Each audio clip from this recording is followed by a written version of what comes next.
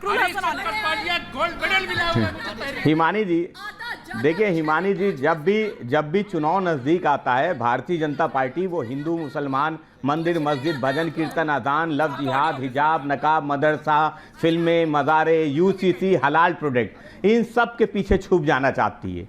क्यों? क्योंकि उत्तर प्रदेश में पेपर लीक हो रहे हैं, उत्तर प्रदेश में परीक्षाएं रद्द हो रही हैं, उन सवालों का जवाब ना देना पड़े, नौजवानों को रोजगार ना देना पड़े, महिला सुरक्षा के बड़े बड़े दावे। फखरुल साहब, कौन सा चश्मा लगाते हैं आप? अगर एसआईटी ने कुछ पाया है तो उसको भी मतलब आप ये कहेंगे कि वो भी चुनाव देख रही है या वो भी इन तमाम चीजों को देख रही है जो आप यहाँ पर कह रहे हैं? एजेंसीज को भी आप उसमें उसी में शामिल कर लेंगे?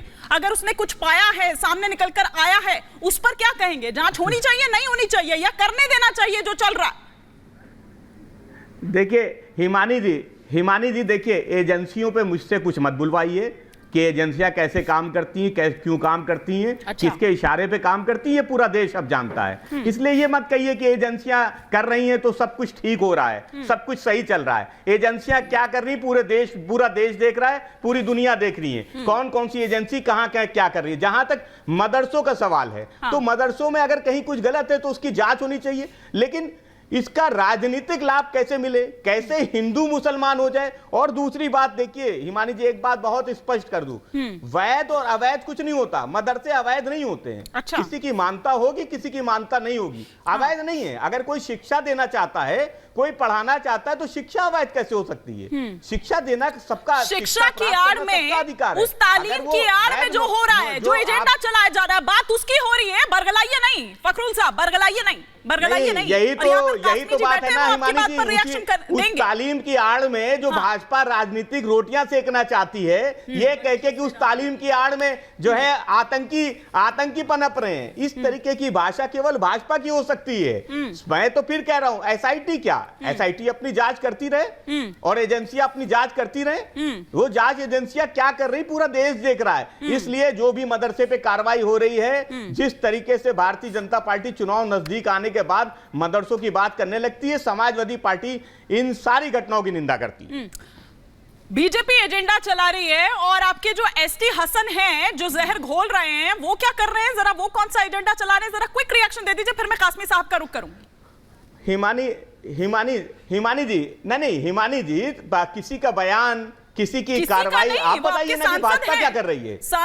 अगर एसटी हसन जो है नफरत फैला रहे हैं, तो भाजपा क्या कर रही है? नहीं, भाजपा क्या कर रही है? क्यों मदरसों की बात करना चाहती है?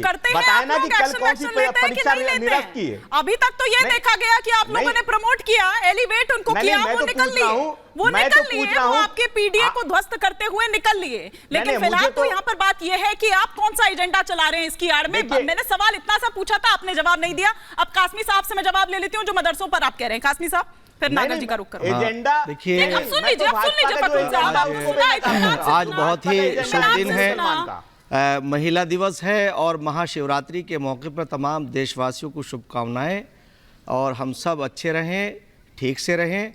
अब मैं कहना चाहता हूं कि मदरसों को पंजीकृत कराना बहुत ज़रूरी है। हमारे उत्तराखंड राज्य में हमारे माननीय मुख्यमंत्री श्री पुष्कर सिंह धामी जी ने के नेतृत्व में हम उन मदरसों को आधुनिकता से जोड़ रहे हैं और उन्हें इंजीनियर, डॉक्टर, आईएएस और आईपीएस जब वो बन करके निकलेंगे तो इन लोगों के हाथों का खिलौना नहीं बनेंगे।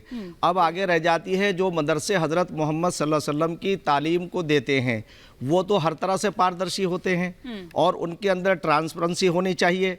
और ट्रांसपेरेंसी अगर नहीं है, अगर वो ये भी नहीं बता पा रहे हैं कि कहाँ से पैसा आया है, किस मद में आया है, किसने दिया है, तो ये ऐसा एक अमल है कि जो मदरसों को इसे नहीं करना चाहिए। और ये सरकार सबका साथ, सबका विकास, सबका विश्वास, सबके प्रयास पर काम कर रही है। तमाम योजनाओं में मुसलमानों को शामिल किया है, चाहे कोई भी योजना हो, कच्चे मकान पक्के बनने हो, आयुष्मान हो, किसी भी, यहाँ तक के उज्ज्वल योजना हो या मुद्रा लोन हो, किसी चीज़ में भी मुसलमानों के साथ भेदभाव नहीं किया जा रहा है।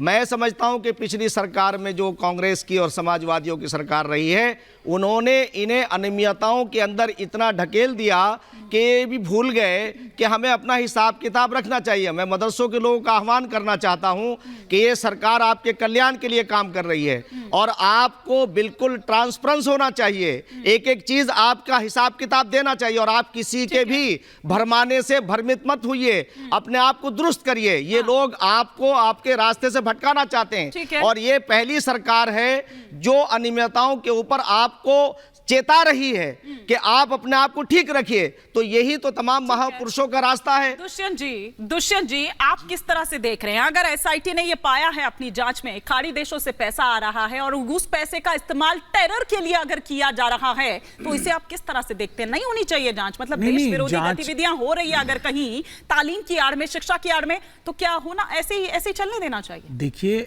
ना मुझे कोई आपत्ति है ना मुमताज को कोई आपत्ति है। अगर भारत के खिलाफ कोई भी एक्टिविटी कर रहा है, चाहे कोई मदरसा कर रहा है या अन्य संगठन कर रहा है, 100% उस पर कार्रवाई होनी चाहिए। लेकिन मैं ये दो सवाल पूछना चाहता हूं अपने सामने बैठे हुए साथियों से।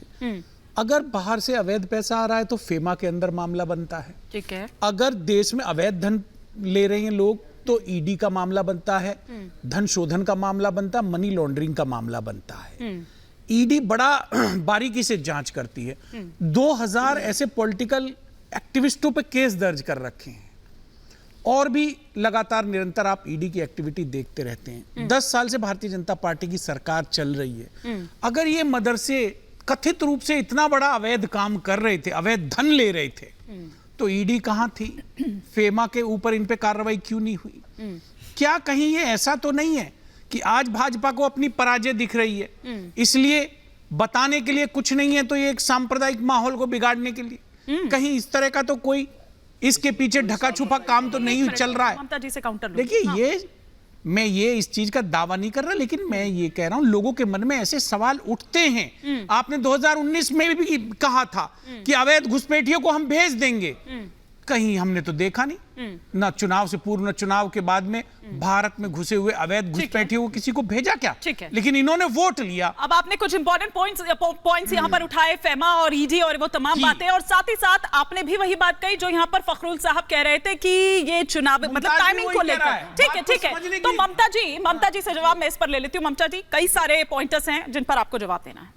हिमानी जी, देखिए, जहां तक अभी दुष्यंत भाई ने बोला है कि फेमा, ईडी आदि आदि आदि, तो शुरुआत हो गई है ना।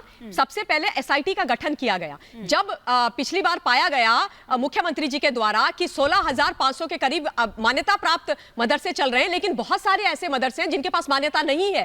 तब जब ये चीज सामने आई तो बाकायदा एसआईटी का गठन हुआ और उसके बाद पूरा इन्वेस्टिगेशन हुआ। इन्वेस्टिगेशन के द्वारा सरकार को इन्वेस्टिगेशन के पश्चात सरकार को वो पूरी अपनी रिपोर्ट सौंपी गई है और उसमें पता चली है ये चीजें। आप मुझे ये बताइए कि अब आगे पूरा कोर्स ऑफ एक्शन होगा। रुकिए, आप वो आप नहीं तय करेंगे ना, वो तय करेंगे। आप और मैं यहाँ बैठ के तय नहीं करेंगे। दूसरी जरूरी बात, 100 करोड़ रुपए की एक मामला है। आप जब बोले थे मैं नहीं बोली थी ना। देखिए, बीच में आप 10 सेकंड का जोड़ना चाहता हूं, आप अनुमति देंगे जोड़ेंगे, वरना हम तो चुप बैठ जाएंगे। हमें क्या? मेरी बात सुन लो, आप मेरी बात सुन लो पहले शांति से।